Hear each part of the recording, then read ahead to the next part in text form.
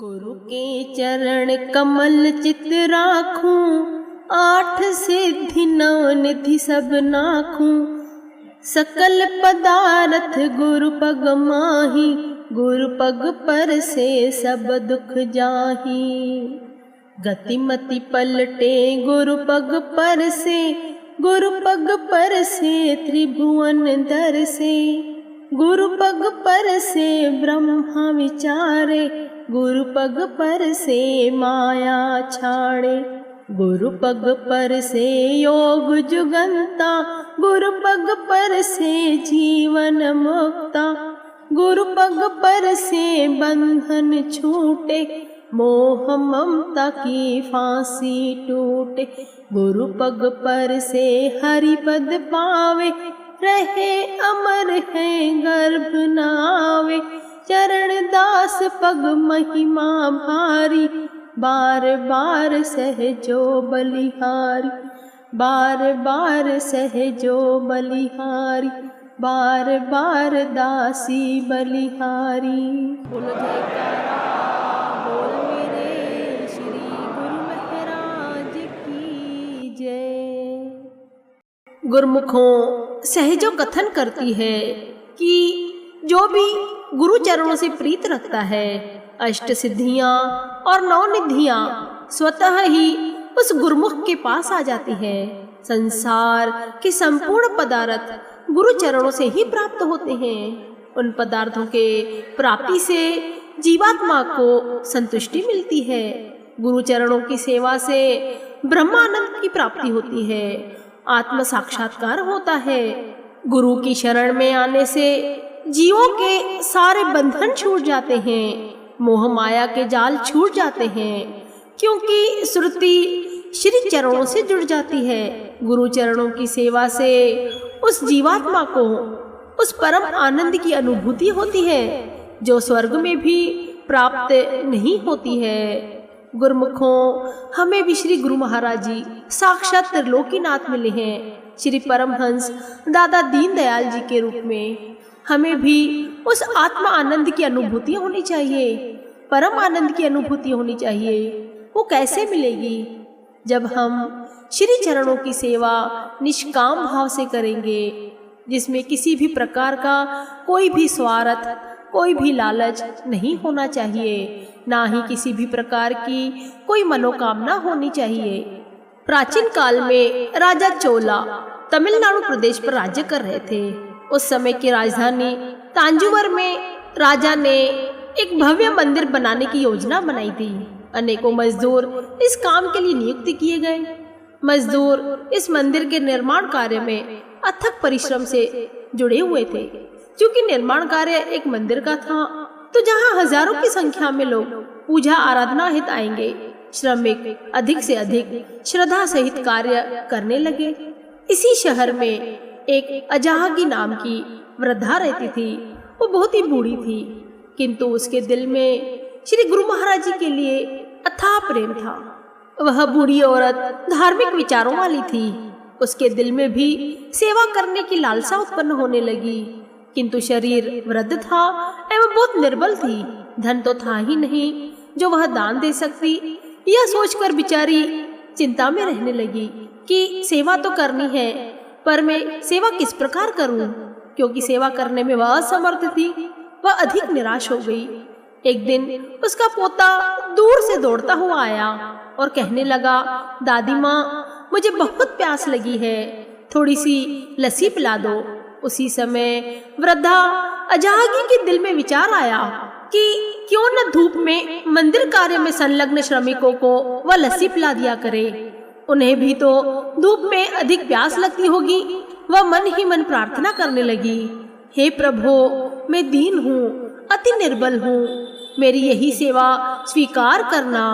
मैं तो अति तुच्छ हूँ, हे प्रभु मुझ पर कृपा करना। इस प्रकार उसने प्रतिदिन का नियम बना लिया कि श्रमिकों को वह लस्सी पिलाती थी। श्रमिक तेज धुलसी धूप में अपनी प्यास बुझाकर वृद्धा को दुआएं देते और उसका आभार प्रकट करते। दिन बीतने लगे। मंदिर का निर्माण कार्य समाप्त होने वाला था। केवल मंदिर के दुर्ग के सिरे पर एक पत्थर रखने का कार्य शेष था। वृद्धा स्त्री के हृदय में बार बार कसक बनी रहती कि वह कैसे अधिक से अधिक सेवा कर सके। वह सोचती कि कहीं मैं इस सेवा के सुनहरी अवसर से चूक न जाऊं। खुद को कोसती, धिक्कार देती, मेरे जीवन को मैंने मंदिर के निर्माण कार्य में कुछ भी सहयोग नहीं दिया। ऐसे विचार बार बार उसके मन में पनप रहे थे। एक दिन उसकी नजर अपनी झोपड़ी के सामने एक बड़े पत्थर पर पड़ी।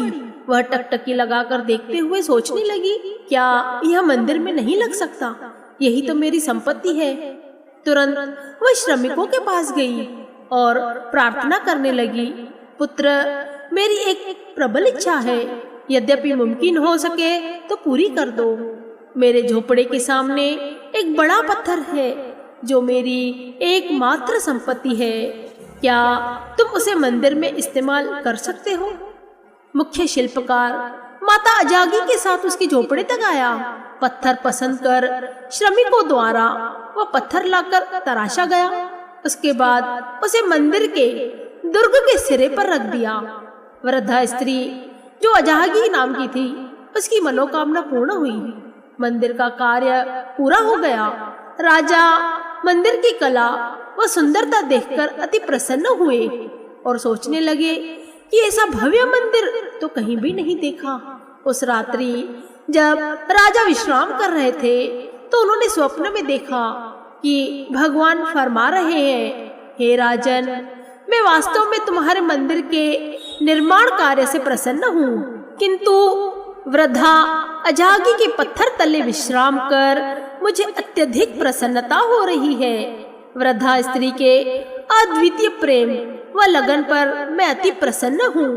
जब राजा ने ये स्वप्न देखा तो राजा नींद से उठ बैठे और सोचने लगे, मैंने इतना विशाल भव्य भवन बनाया, परंतु प्रभु तो वृद्धा अजागी की महिमा गा रहे हैं। क्या यह स्वप्न है या सत्य है? इन विचारों के साथ राजा शहर में उस वृद्धा स्त्री के घर पता करने गए। पूछताछ की गई, वृद्धा अजागी का पता मिल गया। राजा स्वयं उसके झोपड़े तक पधारे और पूछा, माता, तुमने प्रभु की कौन सी ऐसी सेवा की है जिस पर प्रभु ने मुझे फरमाया है कि वे तुम पर अति प्रसन्न है? माता अजागी के नेत्रों से अश्रु की धारा बहने लगी। प्रेम विवल हो उसने नम्रता पूर्वक सारा वृतांत राजा को कह सुनाया। राजन कहने लगे, माता, तुम बहुत ही पुण्यात्मा हो, तुम तो महान हो। तुमने अपने प्रेम पाश में प्रभु को बांध लिया है। हे प्रभु, मुझे भी ऐसे प्रेम सहित सेवा करने की सामर्थ्य बख्शो। आज भी इस स्थल पर इस पुण्यात्मा वृद्धा अजागी की याद में वहाँ पर एक सरोवर स्थित है। सच्चाई से सेवा करो, निष्काम भाव हृदय धरो, प्रभु का गुणगान करो, जीवन लक्ष्य की ओर बढ़ो, जीवन लक्ष्य की ओर बढ़ो। सत्य, जो भी गुरुमुख प्रभु की सच्ची निष्ठा सेवा लगन से करता है, अपने प्रेम की डोरी में प्रभु को बांधता है, तो प्रभु सहज ही उस भक्त के वश में आ जाते हैं। फिर सेवक को वह अपनी अगाध दया व असीम कृपा से मालो माल करते हैं। ऐसे सेवक पर प्रभु तो अनवरत कृपा का मेह बरसाते हैं, जिससे सेवक चिर आनंद से आह्लादित प्रेम विभोर रहता है। ऐसे सेवक शीघ्रता से ही अपने लक्ष्य की ओर आगे बढ़ता है और परमात्मा में समाहित होता है। गुरुमुखों, जीवन में कोई भी क्षण ऐसा नहीं होता जब हम सेवा नहीं कर सकते। अपने हर कर्म तथा विचार को निष्काम भाव से मालिक के अर्पण करना ही सेवा भाव है। अपना कर्तव्य अवश्य निभाएं, परंतु फल की कामना ना करें, वो श्री मालिक के चरणों में अर्पण कर दें। इस प्रकार हर कर्म, हर कार्य सेवा का रूप बन जाएगा। अपने मन को बाह्य जगत से परमात्मा की ओर ले जाने का सबसे सरल साधन सेवा ही है। ऐसी निष्काम सेवा से भक्ति पथ पर आने वाली रुकावटें स्वतः ही खत्म हो जाती है और प्रभु प्यारे की प्रसन्नता प्राप्त होती है। हम गुरुमुखों को भी यही आस होनी चाहिए, श्री चरणों में ही विश्वास रहना चाहिए। जिससे हमारे लोक परलोक दोनों संवर जाए और जीवन में नित्य नई खुशियाँ प्राप्त करें। बोलो जयकारा, बोल मेरे श्री गुरु महाराज की जय।